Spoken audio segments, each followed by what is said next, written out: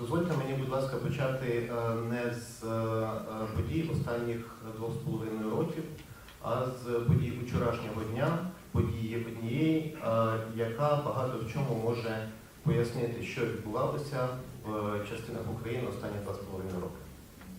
Permettez-moi de commencer, non pas par vous expliquant, par revenant sur les événements qui se sont déroulés durant les 2 dernières années, mais par un événement qui s'est passé hier et qui, je pense, explique pas mal de choses dans ces événements.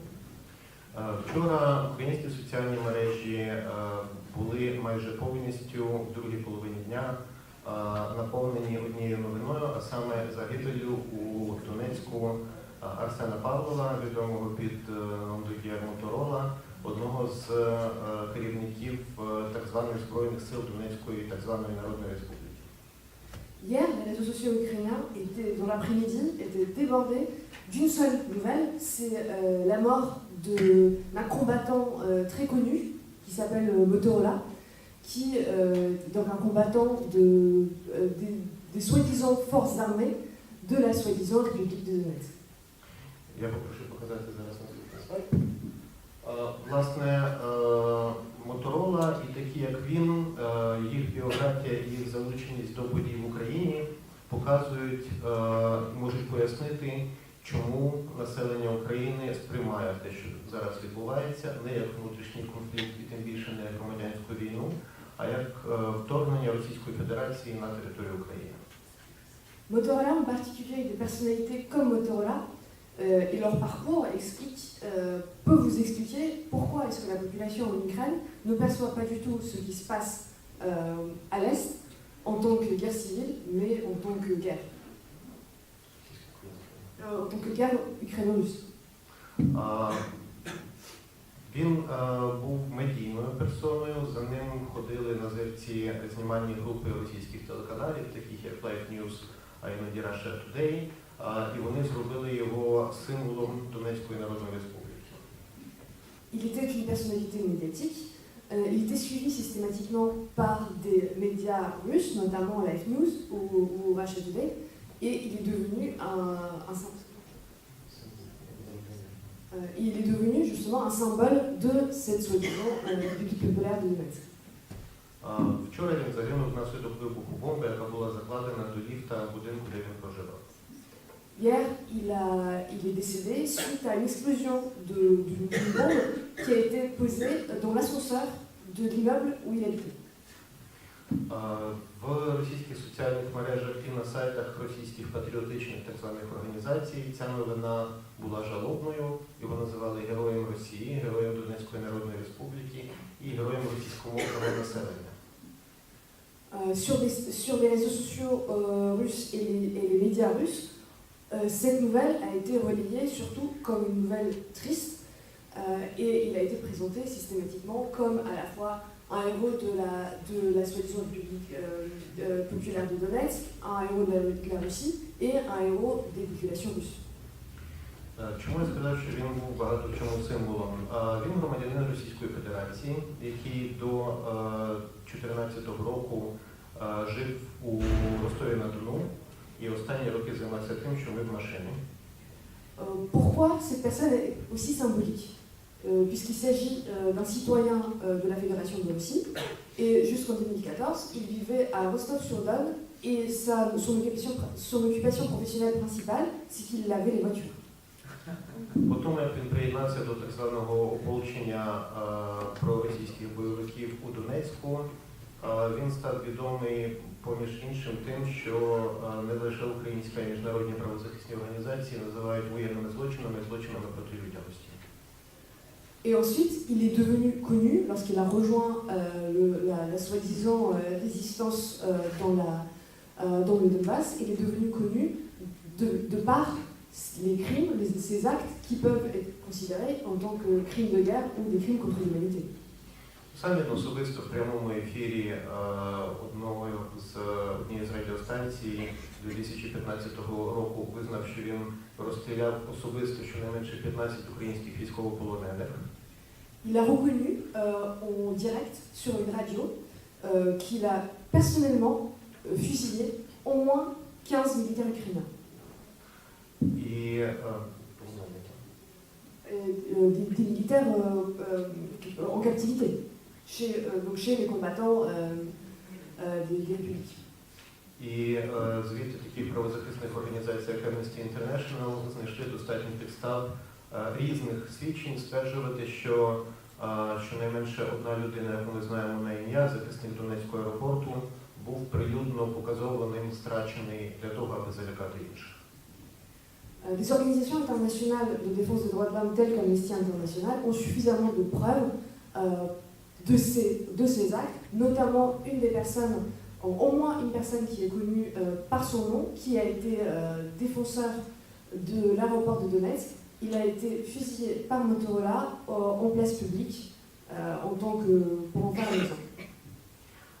Коли українська поліція подала його в міжнародний розшук через Інтерпол, Інтерпол відмовився включати його до листу розшукуваних, твердячи, що звинувачення проти нього можуть бути вмотивовані політично.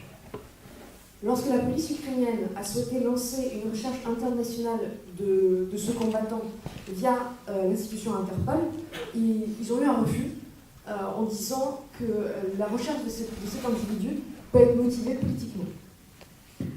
І так само він публічно заявив тоді, як по Моторолу, що він не боїться продовжувати свою діяльність, тому що він знає, що жодної відповідальності за неї він не понесе.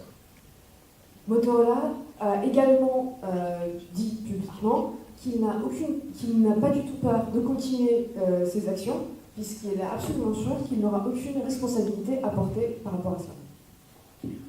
Якщо ми подивимося на біографії і особистості тих, хто почав сучасну російсько-українську війну на сході України, чи на Ігоря Гіркіна, чи на Безлера, чи на інших ватажків так званих збройних сил проросійських утворень, майже всі вони громадяни Російської Федерації, багато хто з них з бекграундом роботи в силових структурах або в ФСБ.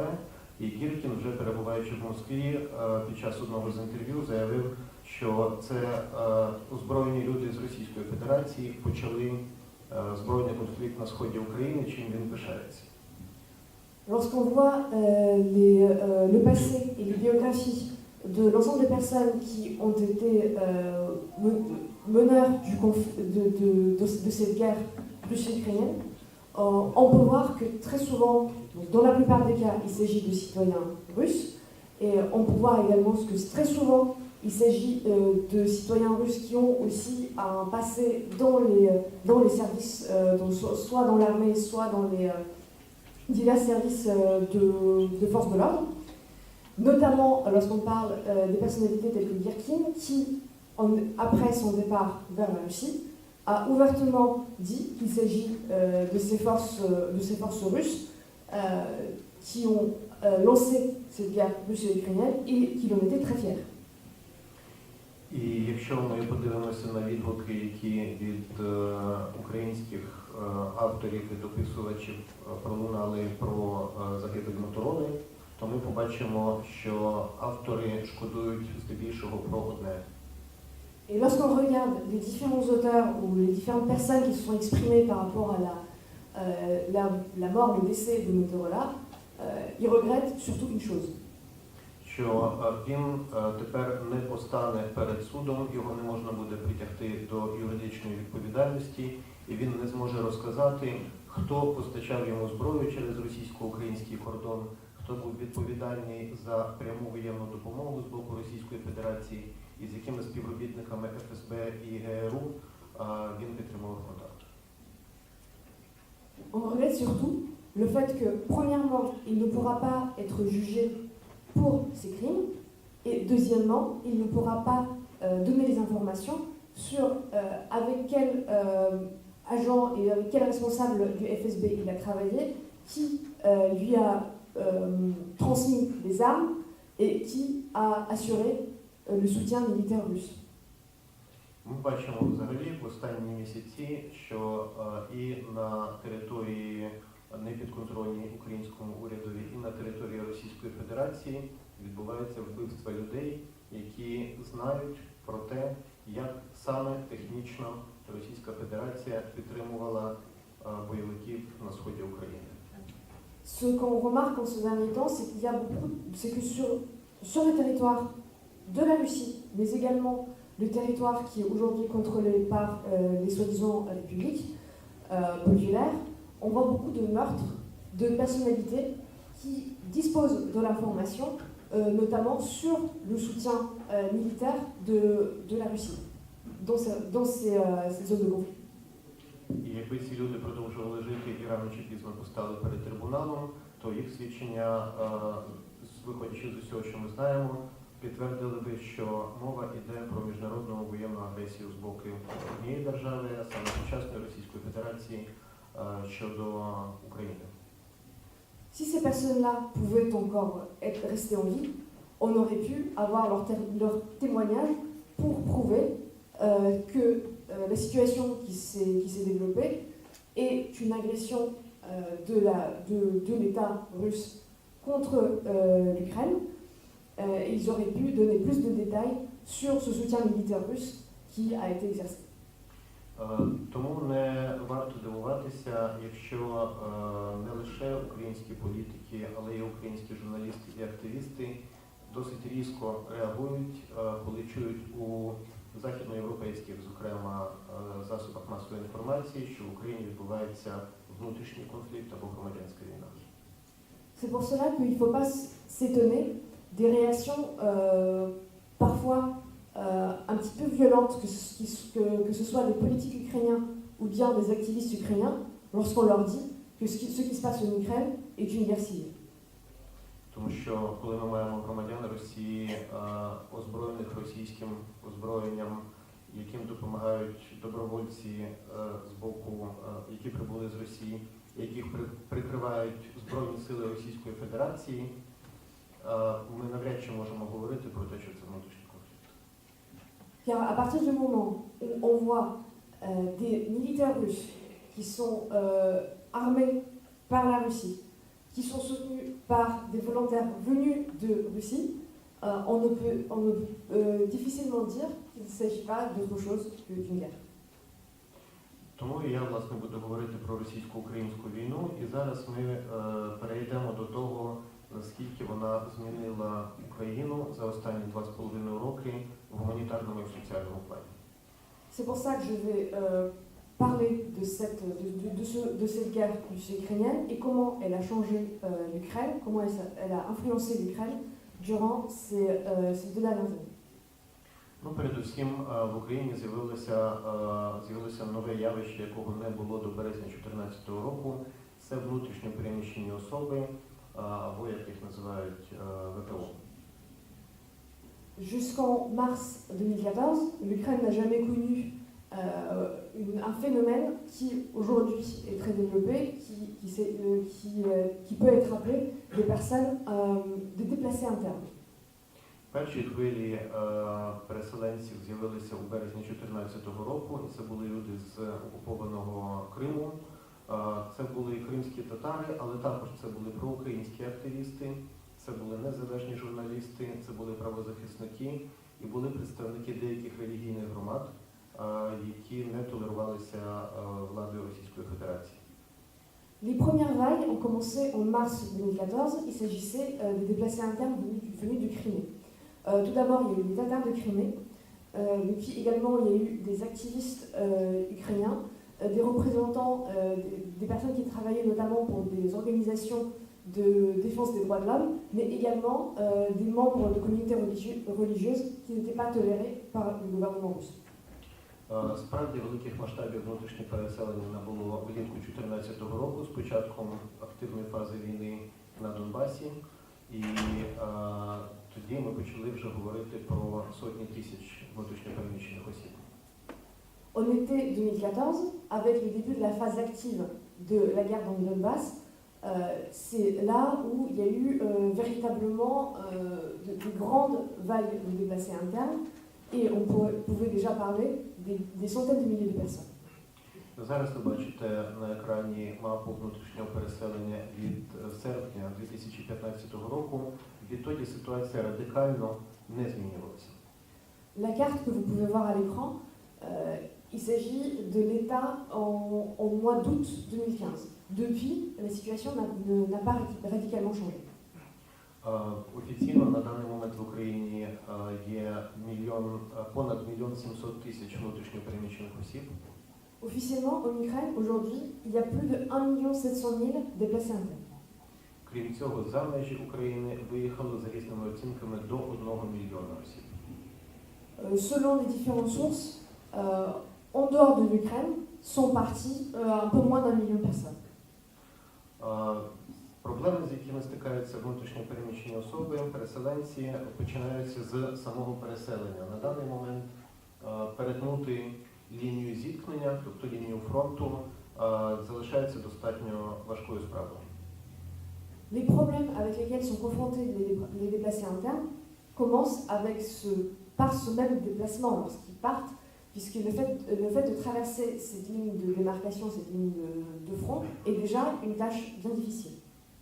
Навіть якщо не відбувається обстрілів на тій ділянці, де люди намагаються перетнути лінію фронту, вони змушені отримувати заздалегідь дозвіл і чекати в довжелезних чергах.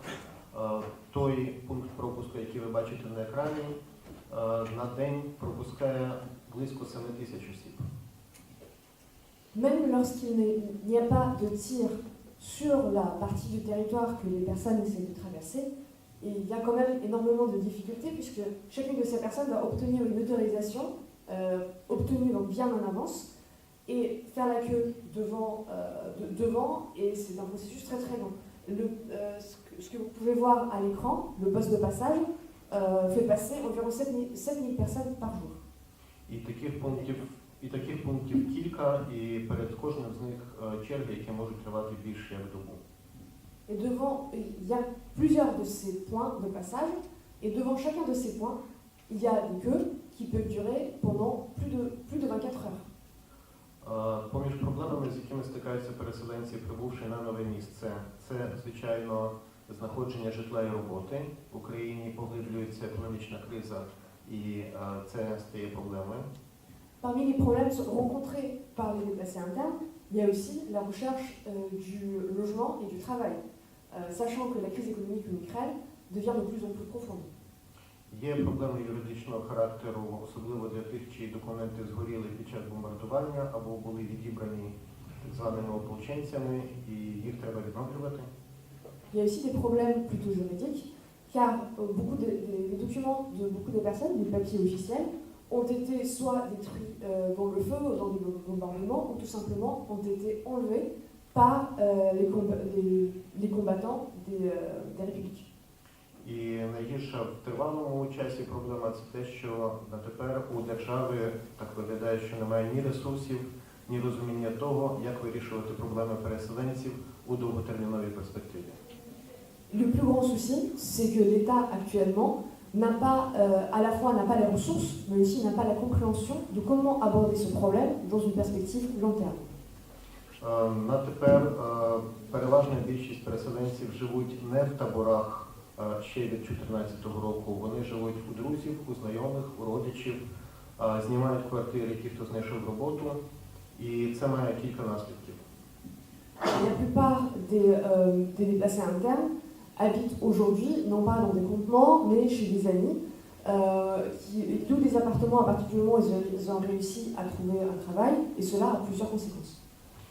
Позитивні наслідки вдалося уникнути створення соціальних гетто, як це було в деяких інших країнах, де відбувалися подібні конфлікти. En tant que conséquence positive, on a pu réussir à éviter la création de ghettos, comme ça a pu arriver dans d'autres pays où des phénomènes comparables ont eu lieu. Негативні наслідки ті, що проживати в когось можна досить тривалий час, але це не є стійким вирішенням проблеми з проживанням. І я можу це сказати, тому що наша організація опікувалася поселенням переселенців на деякий час. Habiter chez quelqu'un, ça peut durer assez longtemps, mais ce n'est pas une vraie solution au problème. Je peux en parler puisque notre organisation s'est occupée de trouver un logement aux déplacés internes pendant un bon moment. І друге, те, що переселенці невидимі і тому не привертають до себе уваги ні засобів масової інформації, ні органів влади, а відповідно їх проблеми не дуже прагнуть вирішити. Un autre souci, c'est que les déplacés internes sont invisibles. En d'autres mots, ils n'attirent pas l'attention que ce soit des médias ou bien des différentes autorités, des différentes administrations, ce qui rend ce problème d'autant plus difficile à résoudre.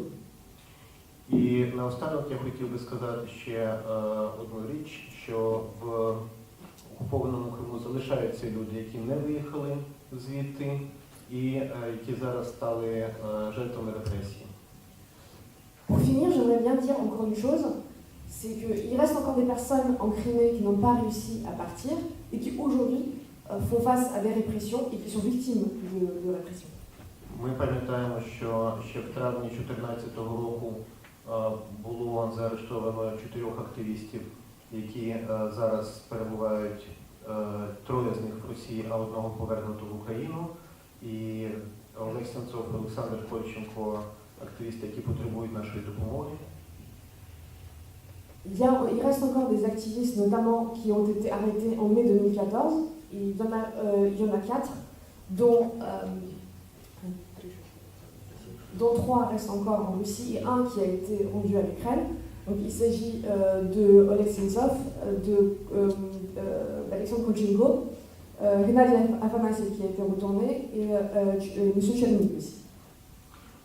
Але це був перший випадок репресії, а не останній. 4 дні тому ми мали чергову хвилю обшуків в оселях кримських татар, і ще 5 людей додалися до списку арештованих кримських татар і мусульман, щодо яких ФСБ відкрило кримінальне провадження. Malheureusement, ce cas n'était que le premier et non pas le dernier. Et encore très récemment, il y a eu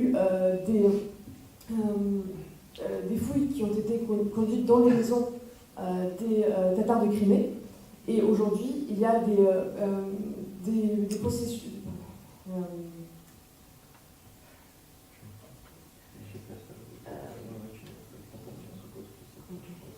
Donc il y a encore 5 personnes, pardon, excusez-moi, il y a encore 5 personnes qui aujourd'hui ont rejoint la liste de toutes ces personnes qui sont accusées de crimes par la Fédération de Russie. На цьому я завершу свою частину. Велике спасибі за вашу увагу. Sur ce, je vais terminer ma partie. Merci beaucoup pour votre